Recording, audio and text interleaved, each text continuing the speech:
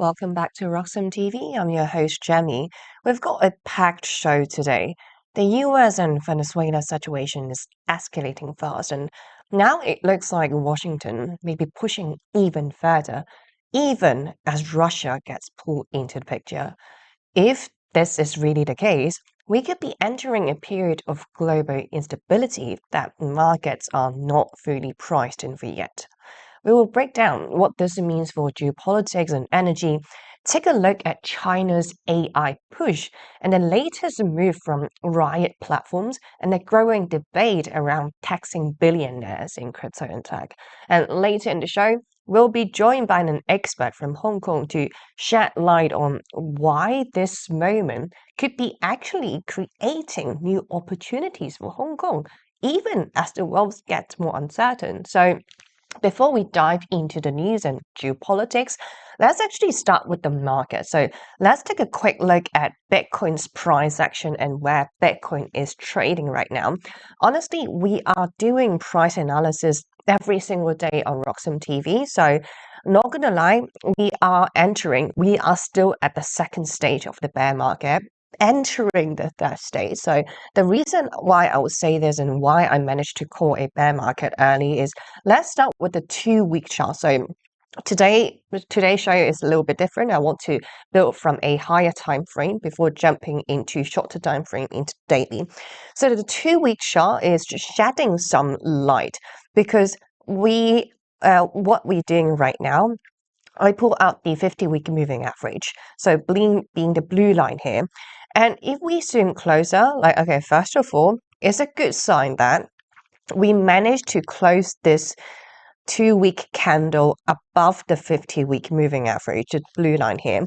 However, the bad news is we have been trading around the 50 MA, sorry, I keep saying 50 week for some reason. So 50 MA being the blue line here. And from a TA perspective, the more time we spend around the line, around the support line, the weaker the support it gets. And vice versa. So if we keep testing the same resistance over and over again, and eventually we're going to break out of the resistance, because the more we trade around that same level, the weaker the strength it gets. So this is what I spotted from the support line from the 50 MA on the 2-week chart. And another reason why I managed to call these bear market early in October, of course, like according to the 4-year cycle. And not gonna lie, from the 2-week chart, it did have this divergence on the hour side. So the Bitcoin price was going up. However, the hour side on the 2-week weren't catching up. So we eventually got to a point that Bitcoin got rejected by this resistance. So we broke that resistance. That was on the 13th of October on a 2-week candle. So this is why we are in a bad trend. So let's also hop onto the weekly chart right now. So slowly building from that higher time frame to a lower time frame. So let's pull up the Ichimoku cloud on the weekly, because I personally found the Ichimoku cloud indicator works the best on the weekly time frame instead. So we are right now essentially just trading inside the Ichimoku cloud. We are consolidate a little bit. So I won't be surprised even if we pump all the way as high as 104K.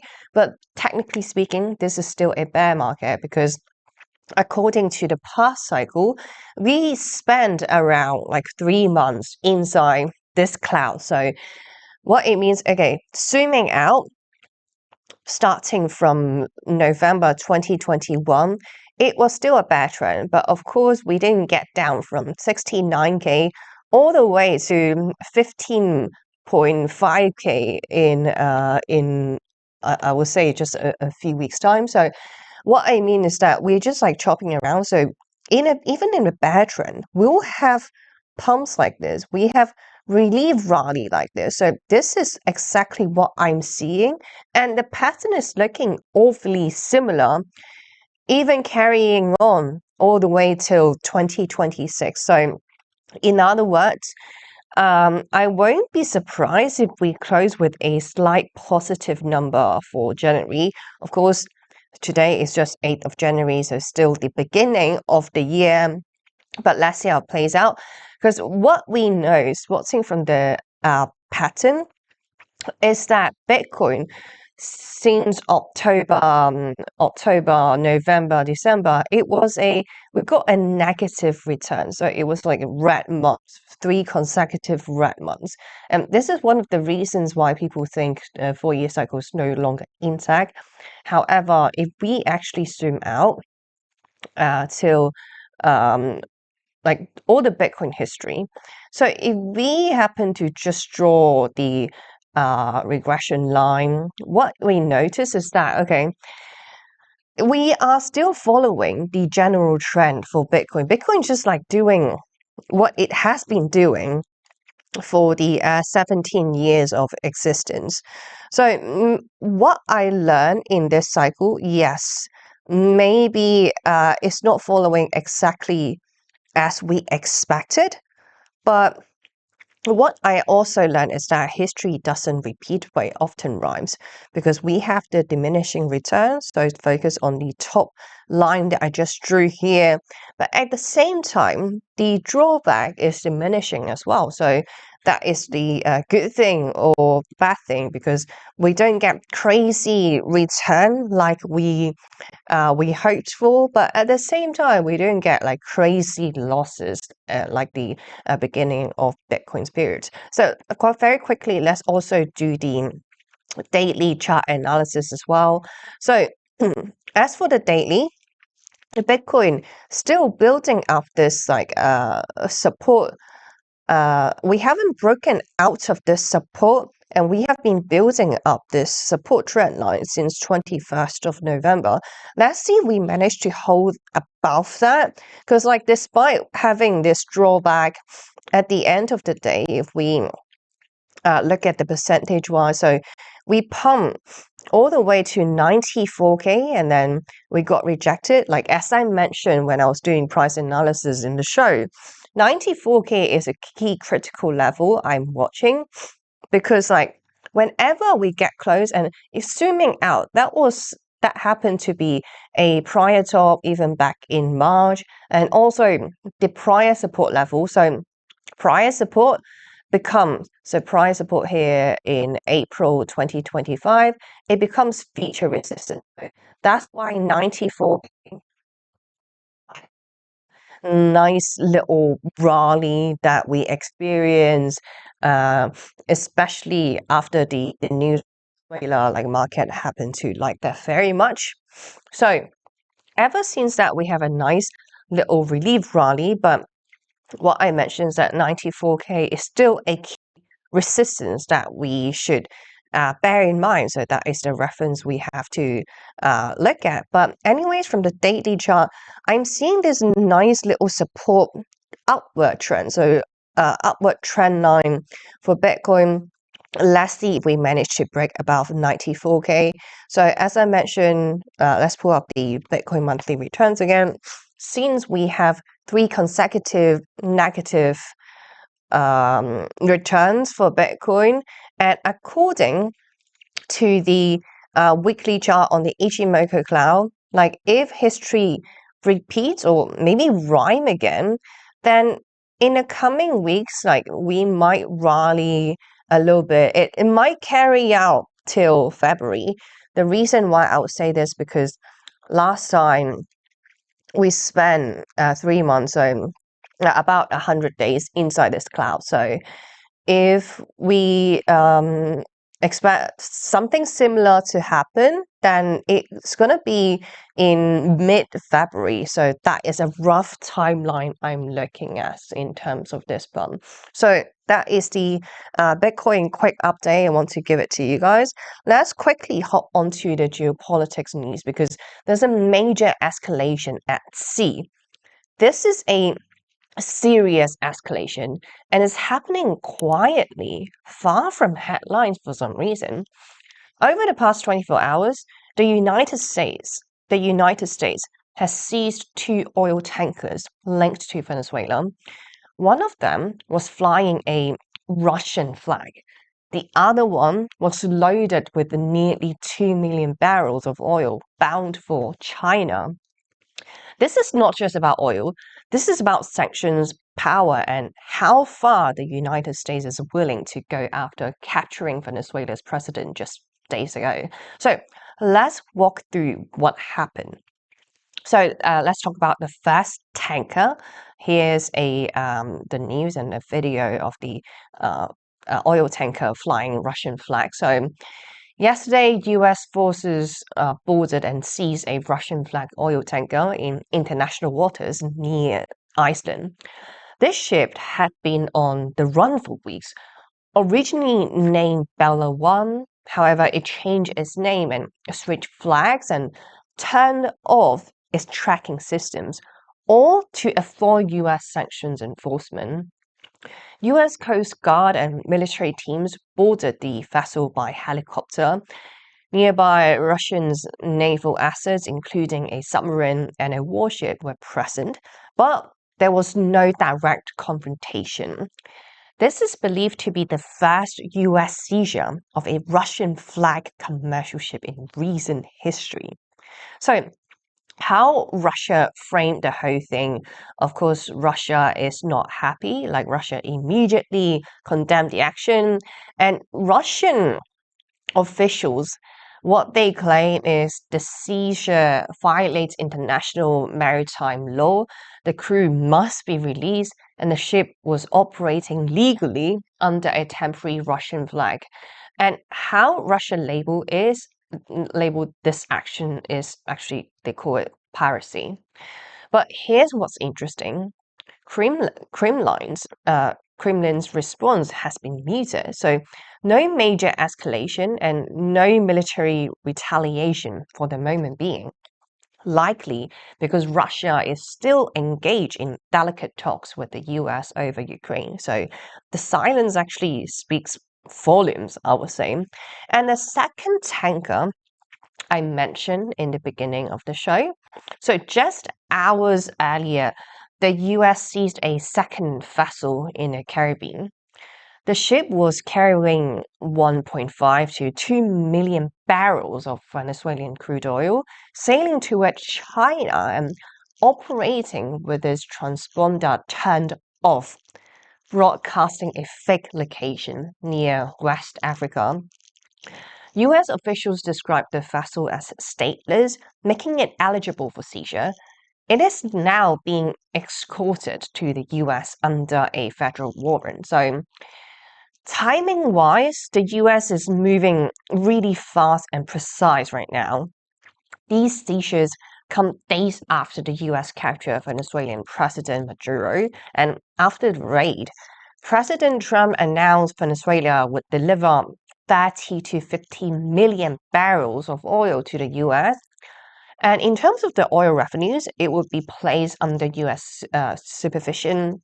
American firms would regain access to Venezuelan energy assets. So what this means in plain English is that US is cutting off Venezuela's shadow oil network, the same network that supplied China, Russia, and Iran.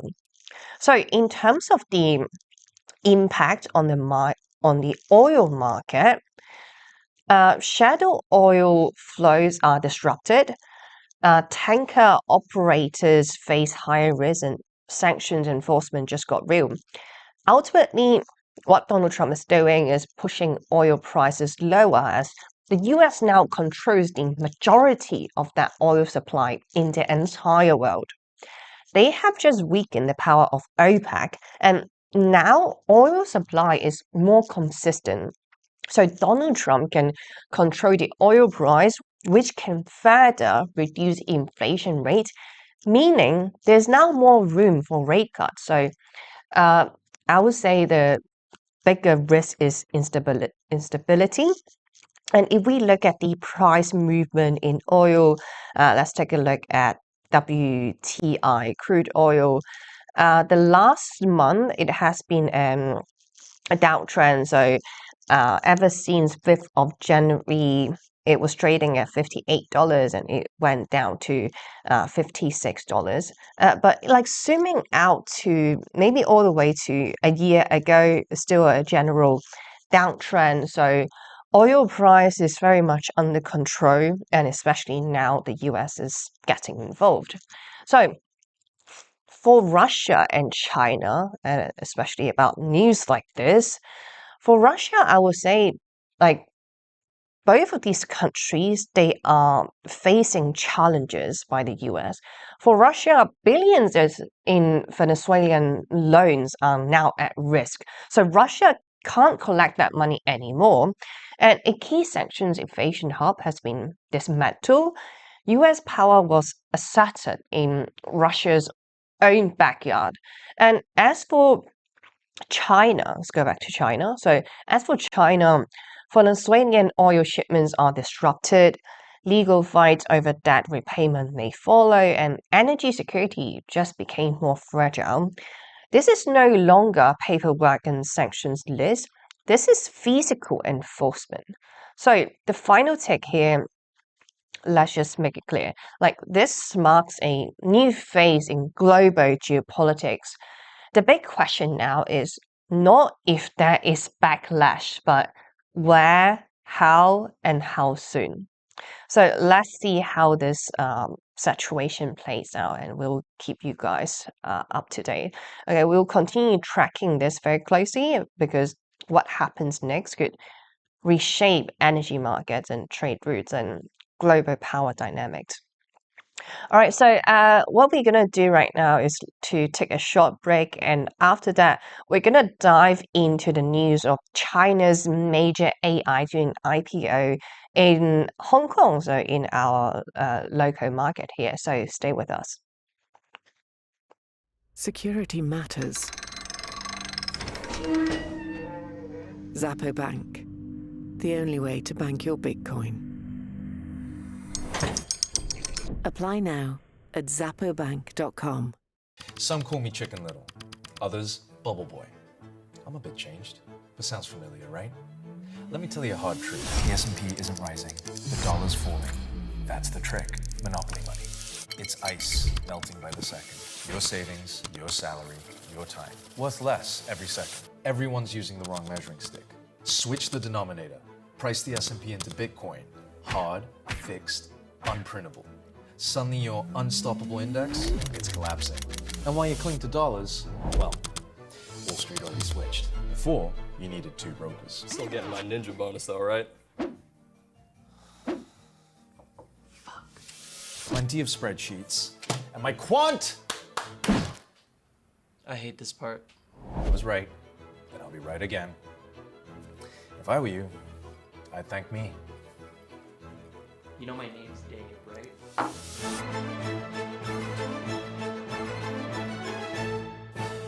Welcome back to RoxomTV, and thanks for sticking around. As I mentioned before we hit on that short break, we're now going to take a look at the AI history because Zhipu AI makes history in Hong Kong, and this is a big moment in the global AI race. It's not coming from Silicon Valley. For the first time ever, a large language model, so LLM company, has gone public. And it's not OpenAI, it's not Anthropic, it's Zhipu AI, a Beijing-born startup that just debuted on the Hong Kong Stock Exchange.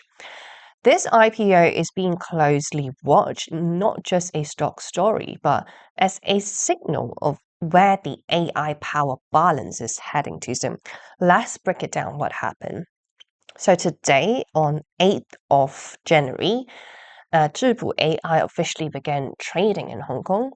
The company raised about 558 million US dollars, selling roughly 37 million shares. Shares opened slightly higher, up about 3%, but trading was volatile, with prices briefly dipping below the IPO level during the first hour. This tells us one thing clearly. There's huge interest, but also real debate over valuation. Still, demand was massive. Retail investors oversubscribed the deal by more than 1,100 times. This is not normal. That's hype and belief colliding, I'll say. So for those of you who don't know Zhipu, so here's the context. Who exactly is the company? So Zhipu AI was founded back in 2019, spun off from Tsinghua University, often called China's MIT. It was built by professors and researchers focused on large language models, the same core technology behind ChatGPT. Zhipu positions itself as China's answer to OpenAI, so its flagship models power chatbots, of course, that is like the standard for today's LLMs. It also power enterprise AI tools, content generation, multi-module AI that works with text or images or video. And unlike many Western peers, Zhipu has leaned into open source models, building a developer ecosystem around them. So, why people are paying such a close attention to this IPO? Because, well, to answer that question, we have to hop onto the second graph. I mean, it looks really confusing, but bear with us. So, Zhipu's the core product is the GLM model series, with the latest version, GLM4, released late last year. In benchmark test, GLM4, they managed to compete with top Western models in reasoning and coding, and GLM4 managed to handle long context better than earlier Chinese models, and it runs efficiently on domestic Chinese chips, not NVIDIA's top GPUs. That last point matters a lot because US export controls are forcing Chinese AI firms to build without cutting edge American hardware. Zhipu is proving that China can still move fast even with restrictions. So, when it comes to the business reality, now let's talk about the numbers because this is where investors start to split. In 2024, Zhipu reported about $45 million in revenue. That's real revenue, but it's small compared to a valuation of roughly $6.5 billion, massive computing costs, and intense competition inside China. The company serves thousands of enterprise clients, but profitability is still a long way off. This is a growth bet, not so much as a cash flow story. So, going back to the IPO, what's very interesting is that they chose Hong Kong to do the IPO instead of the US. So, why did they pull such move? Because listing in the US would mean heavy regulatory scrutiny, political risk, and potential restrictions on sensitive AI disclosures. While what Hong Kong offers is access to global capital, alignment with Chinese regulators, and faster approval and strong appetite for AI listing. And timing does matters a lot. Hong Kong just had its busiest IPO period in years, driven largely by tech and AI, and this was the moment. However, as for investing in the company, there are always bull case and bear case. So let's take a look at both sides of the argument. So what the bulls are saying is that this is the first pure play LM stock in the entire world, and China's AI sector is catching up fast to the West. And as for Zhipu, Zhipu could become the core AI platform for Asia, and the oversubscription shows massive demand. So that is some compelling evidence from the boom. Let's take a look at the bear, what the bears are saying. So the bearish view says the revenue are still quite small, relatively speaking, and not to mention the burn rates are high. Competition within China, for example, are the tech giants like Alibaba, like Tencent. Competition is brutal, and AI hype might be peaking. This is, of course, according to Michael Berry. So both can be true at the same time. But anyways, overall, this isn't just about one stock. This IPO tells us three big things. So first, China is not waiting for Silicon Valley to go public first. And second, AI is now more strategic than just technology. And third, Hong Kong is re-emerging as global tech listing hub. But in the longer term, this could pressure US AI giants to finally open their books and go open source. Okay, so that is the quick AI update from the Asia side of things.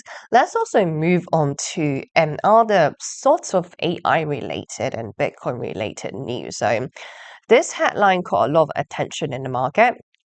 One of the biggest US Bitcoin miners just sold a large chunk of BTC, and investors actually liked that. So let's break it down what Riot Platforms did, why they did what they do, and what it really means for Bitcoin. So Riot Platforms just disclosed it sold 1,818 BTC in December.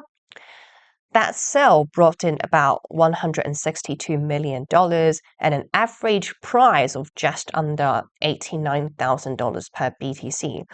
Zooming out a little bit, like across November and December combined, Riot sold a roughly about like 2,200 BTC, raising about $200 million in total. This was not disclosed in Riot's regular monthly operation update. So, this was disclosed in Riot's regular monthly operations update. So it's not like a secret selling. Everything is transparent, everything is planned, so investors know what they're doing. But here comes a question.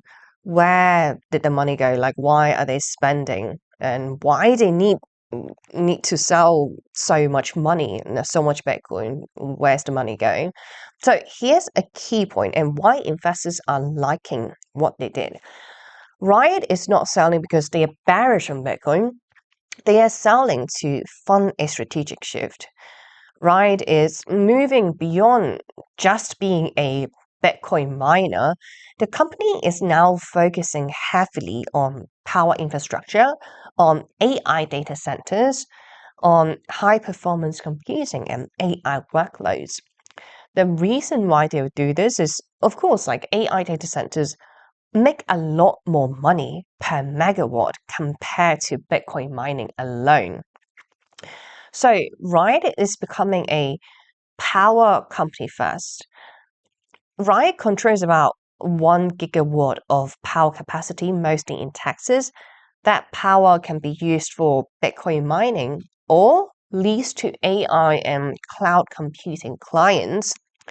AI workloads can generate 5 to 10 times more revenue per megawatt compared to Bitcoin mining. So that's why Riot and other miners, they are pivoting. This is actually not unique to Riot. We are seeing the same movement from Core Scientific, from other companies like Iris Energy and CleanSpark. So mining companies are turning into AI infrastructure companies. So this leads to a question like, are they still mining Bitcoin overall? Like, short answer, yes, they're still mining Bitcoin. In December alone, Riot mined about 460 BTC, up about 7.5% from November. As of the end of December, Riot still hold over 11,000 BTC on the balance sheet, and the company plans to increase hash rate from 31 EH per second to 41 EH per second and continue mining as a core business. So no, Riot is not existing the Bitcoin mining Bitcoin mining play. They're just diversing. So the market reacted really well after the announcement. Riot actually, the stock, so Riot stock jumped about 14% because investors see this as a smarter capital management and less dependence on Bitcoin price swings. So Wall Street actually liked the pivot quite a lot. But this raised a question. Is Bitcoin mining still a good business after all? Or will we see less miners in the Bitcoin network? So, in short, Bitcoin mining can still be profitable, but only for the best operators. Mining still works if power costs are extremely low and if hardware is efficient and the scale is large. So small miners are struggling. Big miners with cheap power and access to capital like Riot are surviving by evolving. And that evolution now includes AI. So the final key takeaway for this news is that Riot selling Bitcoin is not bearish, it's actually quite strategic. Riot is no longer just betting on Bitcoin price, it's betting on power, infrastructure, and AI, with Bitcoin still at the core. So this is a trend worth watch. This is a trend worth watching closely. All right, so let's take a short break for now, and after that, we'll dive into Rumble being another platform us crypto investors like to watch apart from YouTube. So stay with us after the break. Security matters. Zappo Bank, the only way to bank your Bitcoin. Apply now at zappobank.com. Some call me Chicken Little, others Bubble Boy. I'm a bit changed, but sounds familiar, right? Let me tell you a hard truth. The S&P isn't rising, the dollar's falling. That's the trick. Monopoly money. It's ice melting by the second. Your savings, your salary, your time. Worth less every second. Everyone's using the wrong measuring stick. Switch the denominator. Price the S&P into Bitcoin. Hard, fixed, unprintable. Suddenly your unstoppable index, it's collapsing. And while you cling to dollars, well, Wall Street already switched. Before, you needed 2 brokers. Still getting my ninja bonus though, right? Plenty of spreadsheets. And my quant! I hate this part. I was right, and I'll be right again. If I were you, I'd thank me. You know my name's Dave, right?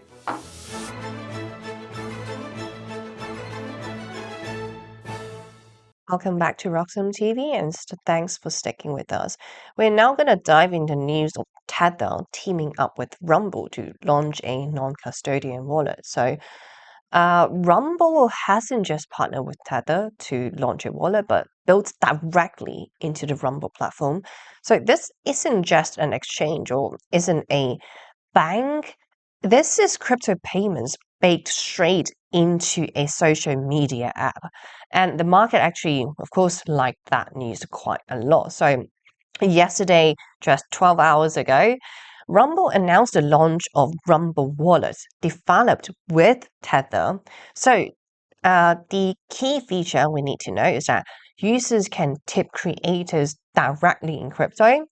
Initial support includes USDT, so of course USDT, the stablecoin, and then XAUT, Tether Gold, and Bitcoin. So this is built using Tether's wallet development kit, integrated fiat on-ramps and off-ramps via MoonPay. Users would control their own private keys, meaning this is non-custodian. Rumble does not hold any users' funds. This is a big distinction since users are the one holding their own key. So, question, why Rumble is doing this? I'm glad you asked. Rumble is trying to solve one core problem, like how do creators get paid without relying on ads or banks or platform rules? The answer they have is crypto tipping or borderless payments and fewer intermediaries. Rumble CEOs say this is about empowering creators, especially those who struggle with the monetization, get the platforms elsewhere, and want alternatives to traditional ad revenue. This also fits Rumble's broader positioning as a YouTube alternative. So, question people are asking, how big is Rumble anyway? So, let's put that into perspective. Rumble, of course, is not YouTube.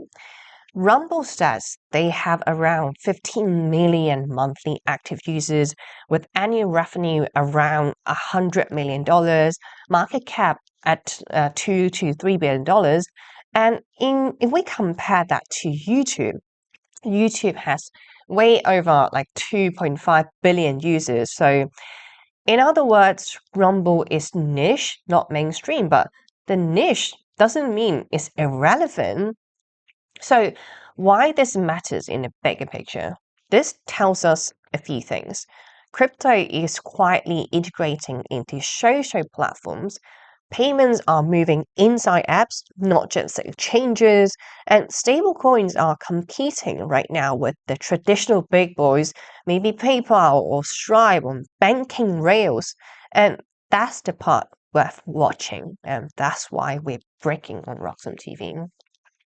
Let's move on to the next piece of news we've got for the show. So, California is considering a one-time 5% wealth tax on billionaires, and some of the richest names in tech and crypto are warning they may leave the state. So, the big question tonight is this a real threat or just noise? So, basically, let's get into the details. What's being proposed here? So, what the ballot measure would do is that there will be a one-time 5% tax on net worth about $1 billion that would apply to stocks, private equity, crypto, and unrealized gains. Extra $1 billion surcharge for people worth over $20 billion.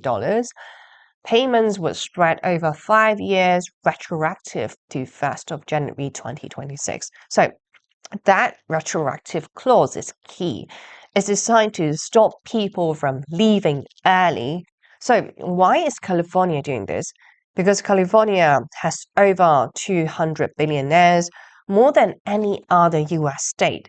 So supporters argue this is where the real money is.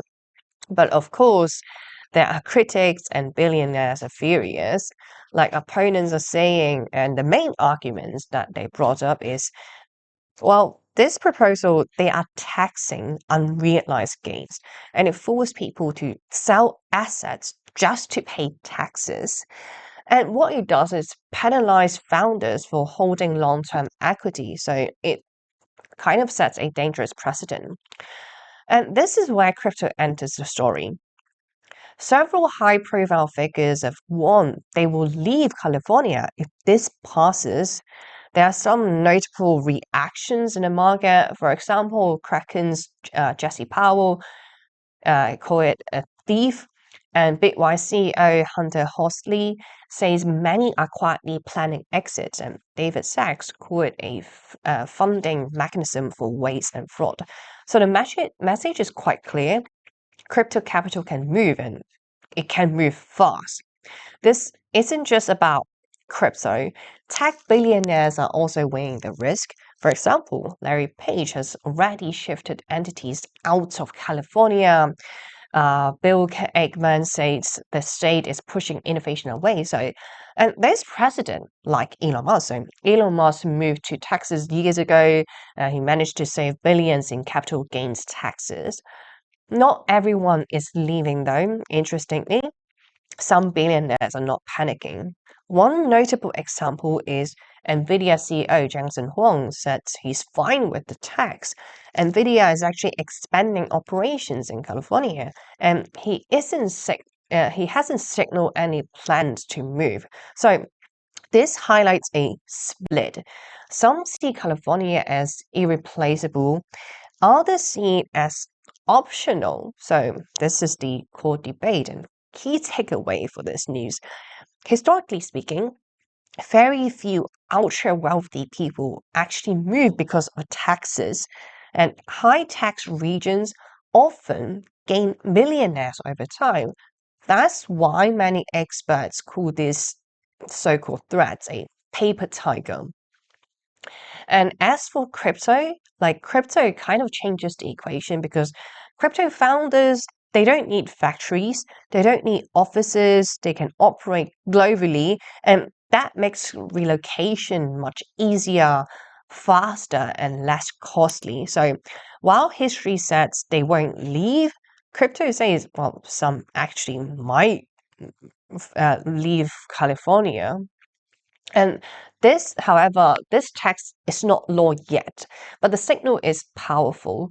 California wants to tax extreme wealth. Crypto and tech elites are pushing back. The battle is really about capital mobility. If this passes, it could reshape where innovation lives. It could accelerate the shift to low tax states or even offshore hubs. And it could become a model or a warning for other states. For now, mostly this news is lots of noise, big stakes, and a fight that is only just beginning. So that's the latest on California's proposed billionaire tax, and whether this turns into real capital flight or just political posturing is something markets will be watching very closely. So we're going to take a short break now. When we come back, we'll be joined by Patrick Leung, a long-time Bitcoin educator and ecosystem builder here in Hong Kong, to talk about how these policy moves are shaping where innovation, talent, and capital are actually heading next. So stay with us. Security matters. Zappo Bank, the only way to bank your Bitcoin. Apply now at zappobank.com. Some call me Chicken Little, others Bubble Boy. I'm a bit changed, but sounds familiar, right? Let me tell you a hard truth. The S&P isn't rising, the dollar's falling.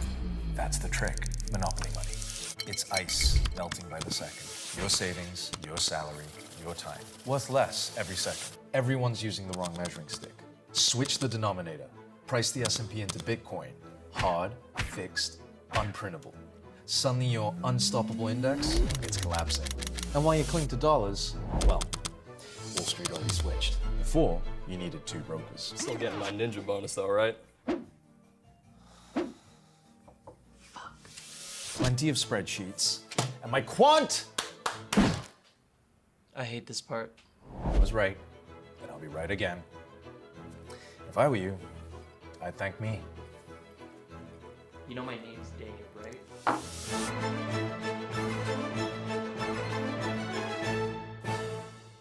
Welcome back to RoxomTV, and thanks for sticking with us. Today, I'm joined by a special guest, Patrick Leung, who is a Bitcoin educator here in Hong Kong, also a Bitcoin community builder here in Hong Kong. So, Patrick, welcome to the show. Thanks for having me. So, thanks for being here. Since this is your first time, why don't we start with a little bit of background about yourself? Because I noticed you moved from digital marketing into startup consulting. So, how does that journey working out for you? Right, thank you so much. So a little bit of introduction about myself. My name is Patrick. So I really focus after my graduation. I focus in digital marketing. So helping like normal brands, enterprises to do their marketing. And then I love the idea of entrepreneurship. So I start my own game, create my own digital marketing company, and then I continue serving my clients. And then, after like 4 years, and some startups found me. They said they don't have enough budget to hire like a big professional digital marketing agency. So can I help them? So as an entrepreneur, and also I want to make good friend with those people and learn from them. So I help them, like Square Share, or really charge them a very low price. And I really engage with those founders, and I found them very inspirational, and what they are doing was great. So I'm starting like really into that startup community, and also the ecosystem in Hong Kong, connecting with different like startups, and also the stakeholders, also the governments, etc., etc. So my journey like shifting from pure digital marketing executor into the startup ecosystem builder, and then make good friends as I enjoy like a lot of events, drinkings and networking. So I really like into that, and then keep on doing it as of today. That's really interesting because you talk about how you get into the startup consulting. So I wonder the businesses that you help consulting, like what sort of industries are they in? Are they related to digital assets or they just come from all the industry we could think of? Right. First of all, come from all industry, right? So we have like biotech in Hong Kong, we have like fintech, etc., etc. Marketing technology also, right? Or food tech. So we have a lot of tech I help. But as the time goes by, the only like 10% of them like survive. To be precise, not because of my marketing skill, all right, but I mean naturally they go away. So the fintech, especially fintech, stay here because Hong Kong really like a financial hub, right? International financial hub. So they really can provide some, groundbreaking solution for the financial institute and also providing new solution for them. So that's why I engage more, and the number of fintech is growing stronger. The number is higher, and also from the overseas companies, fintechs come to Hong Kong. So I engage with them, and among those, fintech, we have like payments, we have different types of solution, or even like investing tools, or even for the angel investors to co-invest on something, the platforms. So I found out the crypto companies, especially like 5 years or 6 years ago, like they're growing very strong, really strong, and they have crazy amounts of money, hot money, flowing into that area. So I believe this area is very interesting, and I deep dive into that. Yeah, I noticed when I talk to a lot of builders, how they come across Bitcoin or crypto is mostly because of the payment side of Mm. things. So I wonder, like, since you have been building around, first of all, like, when exactly did you get into Bitcoin or crypto? Right. I think I have to confess, it's like around 2016. So because during that peak of ICO period, I think so many projects from Europe or outside, come to Hong Kong or for their Asia tour. So they come to Hong Kong, they promote their projects, they talk about crypto, and that moment of time, as a digital marketer, maybe perhaps I help them to build something or advise them how to do the promotion legally in Hong Kong. At the same time, I study that. I study what is crypto, what is, among those different types of project. And they always mention Bitcoin. So they always mention an old school, base layer or the prototype. They use it, they leverage it to build their own stuff. So I am very curious about Bitcoin since then. And then I start studying that among with those different types of crypto currency. Yeah, that moment of time. Because I notice you also focus a lot of the community and ecosystems and attending events or even hosting events.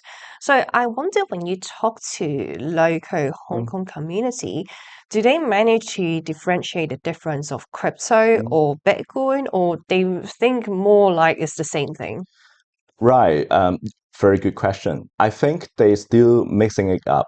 So like Bitcoin, crypto, and even right now Web3. So and even fintech. So all the jargons, all the terms are mixing together at this moment of time. So they don't know about. They may know about Bitcoin because this is the OG thing, and also the relatively, huge market cap crypto. But at the same time, they still mixing it up, and they hard to differentiate out. And also, we keep mentioning like Web3 stable coins, so it just enhance and keep it the confusion higher. So I think Hong Kong people in my events community, we have gatherings, the newbie or newcomers still like mixing all things up. So I have my duty or even the host when we do the events, we will start, trying to educate them like there's clear difference or different types of differentiation, among Bitcoin and crypto and Web3 and stablecoin and so on and so on. So during these events or the community that you host, how do you explain to total beginners in Hong Kong? Because I noticed Right. the Hong Kong culture is very much commercial, so we focus on the financial return quite a lot, not gonna lie. So I wonder what is your speech when you're talking to a local beginners and trying to bring them to the Bitcoin ecosystem? I think there are many dimensions, right, about Bitcoins, but I will focus just saying this is the digital gold first, because gold in Hong Kong, many Hong Kong people love it, understand about it, and it knows it holds value, right? So when I mention like digital gold, so they will, immediately understand. So this is the entrance point, and then I would keep on educating them or sharing them, the multi-layer of Bitcoin. For example, like the Bitcoin network, the Bitcoin technology behind, the SHA-256, and also all those types of like the proof of work concept. I keep sharing to them, but layer by layer. So digital go first. Make sure they understand this is something similar to gold, limited supply, and also hold value, during a long period of time. So this is the entrance point. Usually they will, oh, I said, I get it. So how about crypto, right? So how about the other like altcoins or other cryptocurrency? I would just mention to them, this is digital gold, Bitcoin. The other cryptos are like the startups, the startup in the crypto currency, layer ecosystem. So they are startups. They come and buy, so take your own risk, something like that. So this is my go-to opening speech. So speaking of altcoins, I agree with you. Altcoins is just like startup, and most of them they have a really high failure rate. Let's just put it that way. Mhm. So I wonder what is your personal stance on altcoins, or you just more like a focus on Bitcoin kind of thing? Yeah, I think during the ICO period, I still not become a fully like Bitcoiner. So I also like invest on different altcoins. And also at that period of time, I believe like Bitcoin was a very old school stuff. So I have, that kind of like portfolio allocation, like 5% Ethereum, whatever on other places, right? So that moment of time still like that. But during the, big crash and then, the bear market, I try to look into those. I really like saving the value, not dropping too much because other coins like dropping 99% of their value, right? But only Bitcoin, right, around 50%. So I wonder why this OG coin still there. So I start really dig myself into it, reading the books, and then suddenly, oh, my aha moment was like that. And then, okay, suddenly I really believe in Bitcoin. I understand about it and I advocate about it. And you often mention Bitcoin being element zero. Mm. Is that kind of drawback to what you say? Like what exactly do you mean by that? Right. So this is not the concept I found. This is not inspired by me. I'm not creating this concept. It was from Kinot, from Europe, and also from the US. So the element zero concept is very, I think, very philosophical, but at the same time, it's very inspirational. So element zero meaning that if we want to create an ideal element, it shouldn't have mass. So, but how can you prove that element exists by the electrons? So I think Bitcoin is something like that. It's totally above the internet in the cloud, but at the same time, it doesn't have mass, but it process and it exists because of the proof of work of the electricity and the element zero. You can use the normal elements, right, to create so many stuff. Use different types of element to become water or become the gold or whatever. So element zero, perhaps you can use it to become your financial or the world financial, building blocks. So I can put it that way. So element zero is a profound concept. I read the books. I read the material in the internet. This concept hasn't been advocated too much, but I would love to bring that in Asia, bring that to my community. Hopefully, we all understand about it. Got it. I love that concept now. So, since you have been building this Bitcoin community in Hong Kong, ever since 2017, if I got that part correctly. I wonder how that dynamic has changed, like over all these years. Like, because we know in the crypto world, the narratives changes so quickly.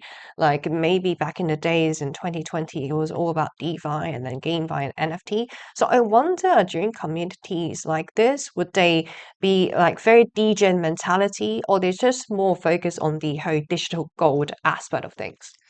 I believe is as the community is similar to what we engaged with different communities in the startup industry.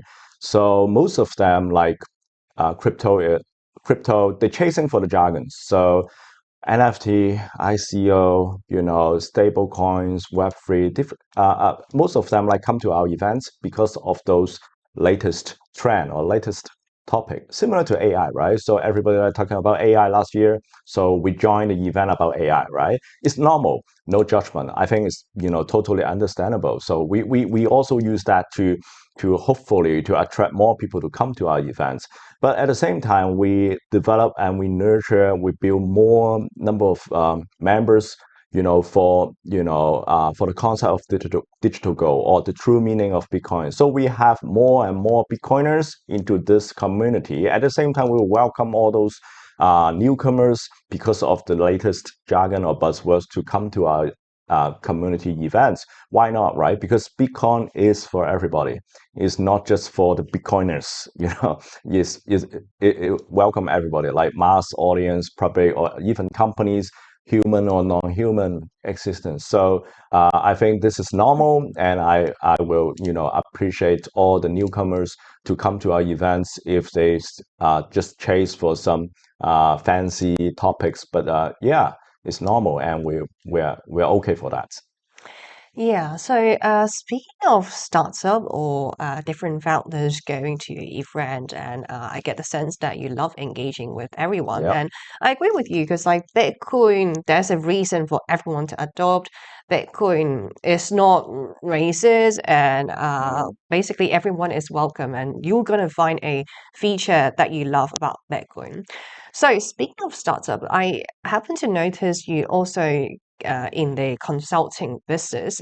And this is kind of a magical word, especially for the public outside. So for the viewers of this channel, like people feel this is a really far-fetched, difficult to understand what a consulting business actually does. So you're the perfect person for me to ask this question. So what does it do and how does it help startup, especially in Hong Kong? Right. So I will focus on my duty first. So there's a lot of types of consultants in the world, right? So what I'm trying to focus on will be helping the startups to get their business, get the business traction, especially. So what does it mean?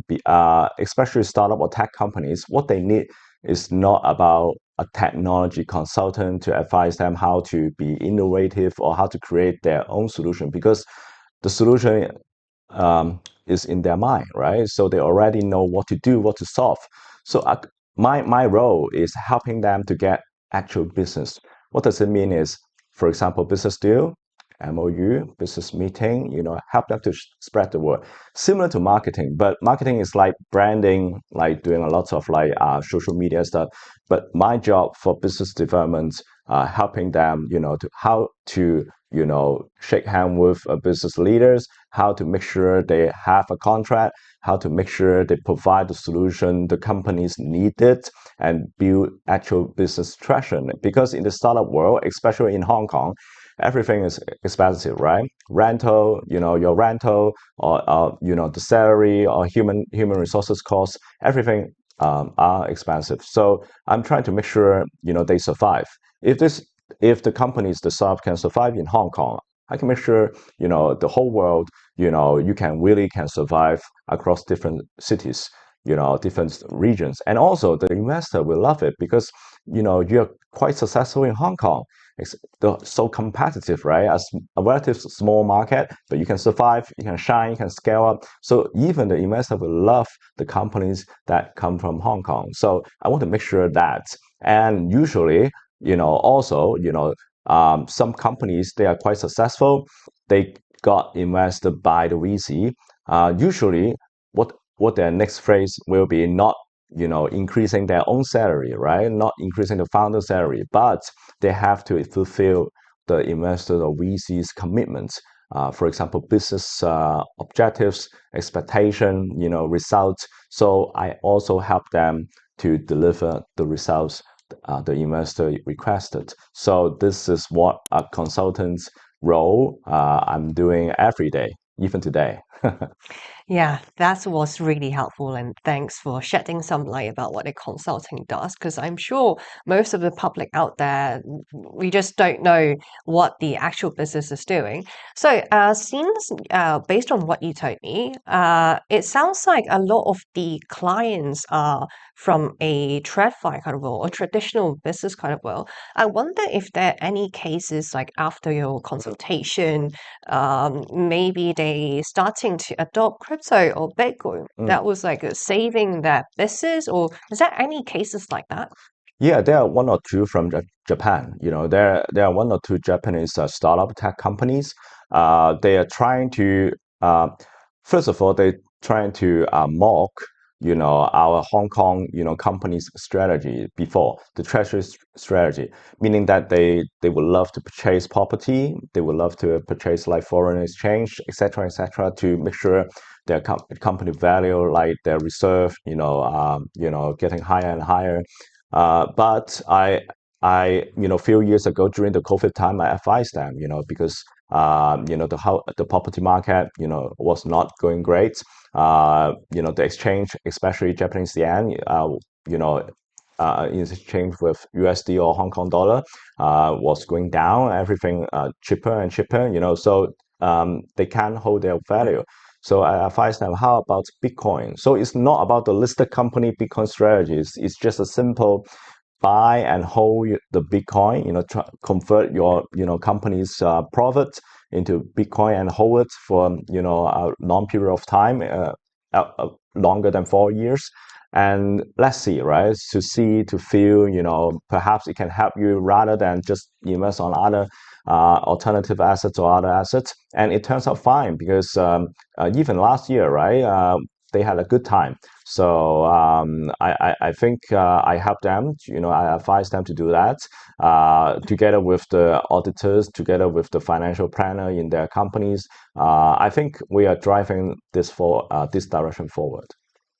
Well, sounds like there's huge connection between Hong Kong and Japan based on your consulting experience. So I wonder, since you talk to multiple different businesses, what is the general sentiment, especially compared to Hong Kong businessmen and Japanese businessmen? Like, are Japanese people more acceptable when it comes to innovative stuff like Bitcoin? What's the sentiment you're getting? Um, if we are talking about the startups and innovation sector in Japan, yes, they're open-minded, similar to Hong Kong. They are also, reading a lot of materials from the States, from outside, and then bring to their own, kingdom, and also their companies. So, they are really like energetic, and also they would love to try new things. And especially in the region in Tokyo, in the region in Fukuoka, this is the area, the city for innovation, especially for young entrepreneurs in Japan. So and at the same time, they are feeling the value of their Japanese currency losing their value over time, compared with like USD. So they are more, how can I say, they felt the pain, especially when they travel to Hong Kong, when they travel to other areas, they found, for example, Hong Kong food was expensive, etc., etc. So they are more welcome. They would love to try the cryptocurrency thing or buy Bitcoin. But of course, compared with Japan, Hong Kong, we have a very good advantage because we have low tax rates. So, because Japanese, they have a relatively high tax rate. So when they embrace crypto, they need to calculate a bit. They need to understand that. They need to understand the tax law. So in Hong Kong, Hong Kong people, companies, regardless of Hong Kong citizens, when we acquire alternative assets or virtual assets, it is very easy, right? Relatively straightforward. So these are the difference. I always been the bridge to communicate both sides and bring different perspectives to different sides. Yeah, you brought up a great point, like about Japan. Japanese people might feel the urge of maybe investing into other portfolio out there, so other assets out there. For example, Bitcoin, because the Japanese yen currency is losing its value against USD. Well, Hong Kong might not have this issue, and Hong Kong has the low tax benefit. So for Hong Kong people, what is the urge for them to, again, maybe it is the time to really get into Bitcoin? Because from what you told me, Japanese people have the strong urge, but like Hong Kong, is it like not so much? Like, what is the incentive for Hong Kong business to get in? Right. Yeah, I think for Hong Kong people, I will use another perspective is that for Hong Kong people, many of us like learn how to invest, right? Every day, the most popular YouTubers in Hong Kong are like the financial YouTubers, right? They teach us how to invest, being a good investor, etc., etc. I think it's very make people frustrated because we already have enough to bother every day, right? Every day we work, we learn, we trying to keep ourselves healthy. So we don't have spare time to learn how to invest. But then if you really invest in Bitcoin, not financial advice, but if you really like study Bitcoin and understand Bitcoin, perhaps it is the laziest thing to do if you want to hold your value, hold your generation wealth into that. Is the laziest way. So you don't have to study too much, and you don't have to actively manage that asset. You don't have to yearly reviewing and changing the strategy in the platform and then giving out all the service fee. So I will use this perspective to talk to my friends and my colleague that perhaps this is the best thing, the laziest thing you can do to preserve your health and also, to pass along to your next generation, something like that. So this is, I think, the most compelling, sentences and also direction messages to my colleague and friends. Amazing. I love that. So Bitcoin is really just like digital gold and it kind of kills out the craziness we see in altcoin and all the volatility we see in altcoins. So last piece of advice, if someone is getting into Bitcoin right now as a beginner, is there anything you could tell them, just make them prepare for the path that they are about to encounter? Or maybe just like looking back and maybe when you started out in Bitcoin, is there anything or any advice you wish you knew before you get in? Yeah, I think books, I think are very important. Read books. There are lots of, very quality books. So, of course, Hong Kong people or even younger generation may not read book, maybe too boring. But I think it is very important to understand Bitcoin. It's not about belief. Many people will say, "Oh, you believe in Bitcoin, right? You put your faith into that, because you trust Bitcoin, so you invest in it." I think the main point is you do not trust it. You do not trust Bitcoin. You trust math. You trust energy. It is honestly expressed itself. So I think what we can do is, I will tell people to study Bitcoin first before they invest. If they don't understand about Bitcoin, don't invest. You can invest on many other, easier to understand assets. But understand Bitcoin is very important because it can help you to go through different, periods of time, the bull market, bear market, ups and downs. If you know what you are doing, if you know what you are holding, it will always be the best and help you to go through all the turbulence. Different. For example, last year, right, we have the highest Bitcoin price during October. Perhaps I'm right, right? October, right? But then suddenly we face some downturns. So if you don't understand about Bitcoin, you will fear. You will sell it, or you invest on other places, and then you will frustrate it. You will bring somebody, right? So, but I think as the Bitcoiners, relatively we are more confident and more stable. I'm not feeling bad about the bear market if we have one. I'm not feeling bad because last December, right? It is actually a Santa Claus gift.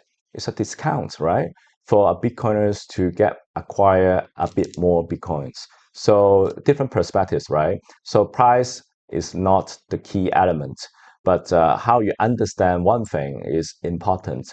And then if they really believe on this, or I can say, if they really buy this idea of Bitcoin and also their system, then they can invest with their long-term money.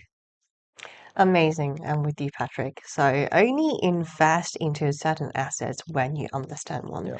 So thank you so much, Patrick, for being with us. If our viewers want to get to know more about your perspectives, or basically where's the want to attend one of your events in the community, where's the best way to reach out to you? I think you can easily reach me via X, at LearnPat, LUNGPAT, LearnPat. So you can follow my Twitter, X, and then I will post different types of events coming up in 2026. Amazing. I can't wait to attend one of the events. So thank you, Patrick, Thank for you. being with us today. So we have more shows lined up on RoxomTV, and what we're going to do is to take a short break, and do stay with us.